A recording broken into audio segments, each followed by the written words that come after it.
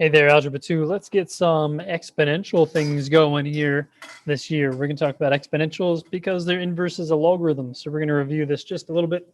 I know it was cut out of Algebra 1, so this might feel very, very new, but you have some background in it. So here's what we have. We got this little equation, ab to the x. So a is your coefficient, b is the base. So it might look like 5 times 2 to some power.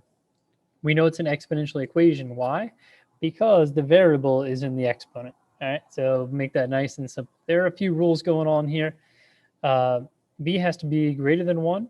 Okay, A has to be greater than 0. Okay, so we want these things to be positive. Otherwise, we're talking about reflection, so we're going to go with that. If B is greater than 1, then it's a growth.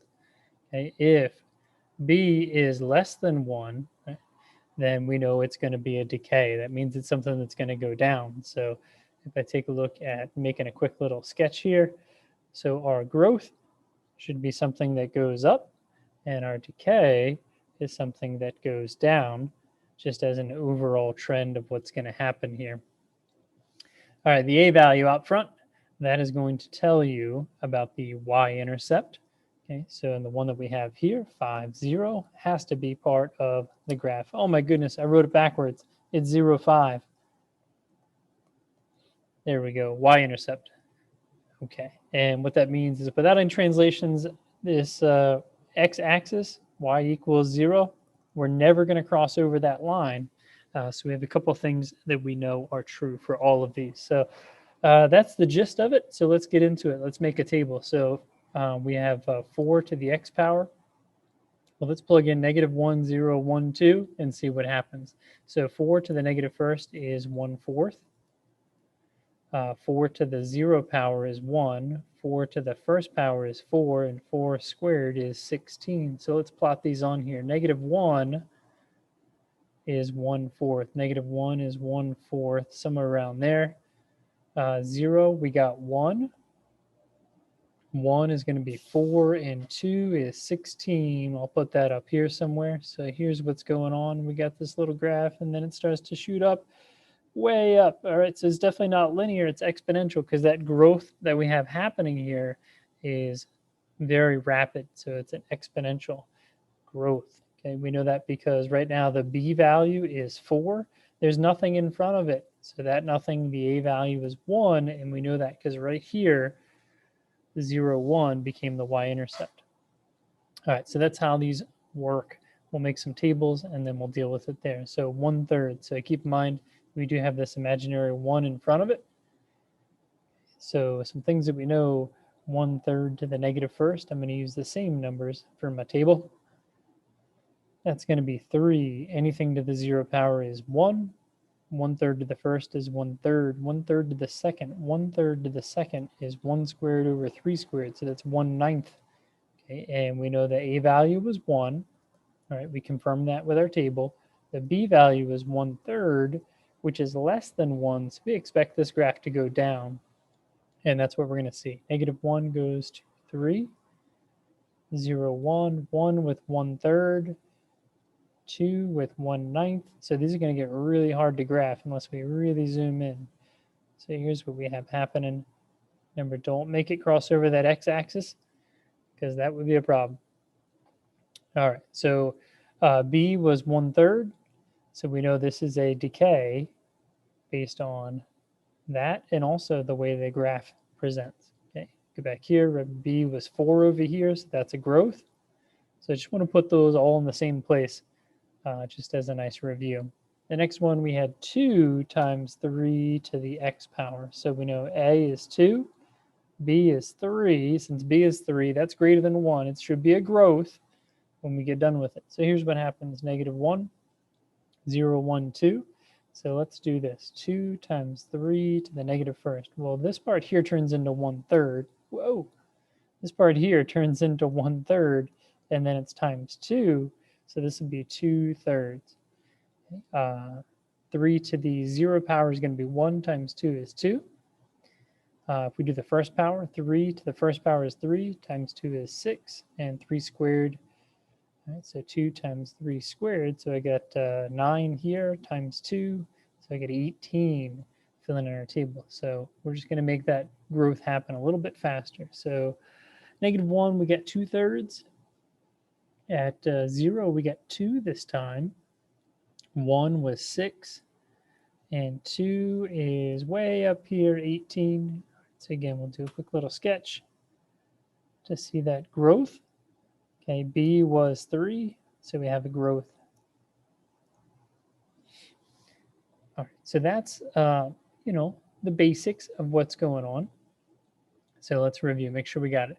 Identify these things. So for A, the A value is 3, the B value is 4, because that's the thing with the exponent. Okay, so that means we have 0, 3, and since B is 4, that's greater than 1, so this is a growth. Okay. B, A turns out to be 11, so that gives me the ordered pair 0, 11. B is 0.75. Well, that's less than 1, so that's going to tell me this should be a decay, and my values are going to go down. All right, so we're going to put $2,000 into a college savings account for 4 years. The account pays 6% interest. All right, so this is about trying to make the formula then. So the amount of money that we're going to start with is $2,000. And then what's going to happen is we're going to earn 6%. 6%, and we're going to do that for 4 years. Now, if I did this, does that look like a growth or a decay? Well, it surely looks like a decay because we have 0.06. So I intentionally left a little space here. We'd like to keep the $2,000. So anytime that we know it should be a growth, an investment, right? An investment, right? We're putting it into a savings account. We're going to put a 1 in front of, so it's 1 plus the percentage that we're after here, 6%. So we plug all those things in here. Order of operations, remember we do 1.06 to the 4th power, and then times 2,000. So we're only after a final answer here of $2,524.95. Okay, it's money, so we're going to round it off there. So that's how we go and make our equations. All right, we're going to do that again right here. Wait, we're going to make the equation, right? That's based on the first part here, but what they're asking me for, they didn't tell me how many years. They said, when am I going to take my 1,000 and make it 1,500? How many years will it take for that to happen? So let's first set it up. I have $1,000 and it's going to pay you, right? So it's 1 plus 5%, 1.05. How many years will it take until it reaches 1,500? Okay, so here's where we're going to have to just kind of guess and check. Okay, so it might take 1.05. Let's say, what is it after 3 years?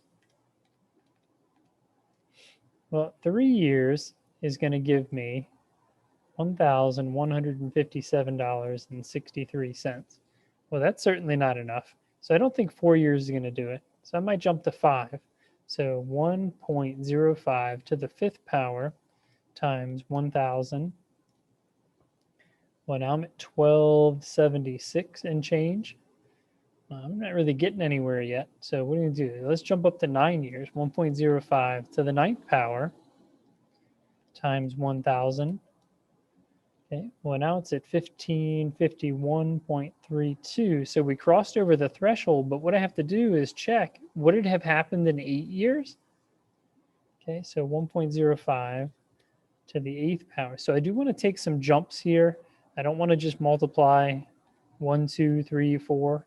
Okay, so 8 years was 1477.46.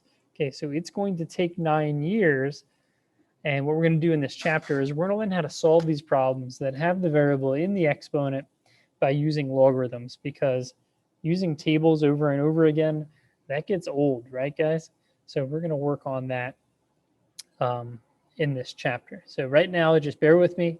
We're going to kind of plug and chug and figure out where it is. After this chapter, you're going to be able to solve it just like that. All right, one more, and then this one is about the Iberian lynx. It kind of looks like a kitty cat, but it will eat us. And I have no idea. I made that part up, but it does kind of look like a cat. So here's what we got going on. Notice what's happening with the population. It's not in the problem, so I'm not going to bother reading too much of the problem. We're going to go from 150 to 120. So 150 to 120. Well, that means we lost 30 of them, right? And originally we had 150. So notice what we're doing here is we're going to do this from science class. We're going to find the percent decay because the cats are definitely going away, right? So let me reduce this a little bit more, get rid of the tens. I got 1/5, so that's 0.2. So what's happening each year is we're losing 20%. Now here's what happens. If I'm going to lose 20%, and our initial population was 1,500, I want what goes in here to be how many of these Iberian links that we're going to keep. So I'm going to flip the whole thing around. So if I lose 20%, I keep 80%. And we're going to do this for, how many will there be in 2014? Well, this is kind of an old question. So we're going to go from 2003 to 2014. I believe that's 11 years. All right, and then we'll plug it in. Okay, so let's go 0.8 to the 11th power, and then times 150. So that means we're down to 12.88 of the Iberian links. Okay, so we could say that there are 12 of these kitty cats roaming the earth there. And that's a serious problem, right? Yeah, because you never know what they could be good for. We get a lot of different medicines and things from different things from animals. So we definitely want to do something to curb that, because now it's 2021. So what are we going to do? Pretty sure that number's in the negative at this point, or so small that it doesn't matter. All right, so here's the key here. And let me highlight one more time. So we found out the decay rate. If it's a decay, I don't use this number. I want to know what I'm going to keep. Right? Think about this on any test or quiz you get in school. Right? If you lost 20% on a test, what did you get? You got 80%. Okay, so anytime it's a decay, so it says decreasing right up here. Anytime it's a decay, we're going to do that. So quick review. Anytime it says an increase, we're going to do 1 plus that percentage, and that's how we get this number in here. Okay, so we have two distinct ways to go between them, and that's what we're going to work on. I'll get this cut up if you're in my class. If you're not, hey, I hope you got something out of it, and we'll see you next time.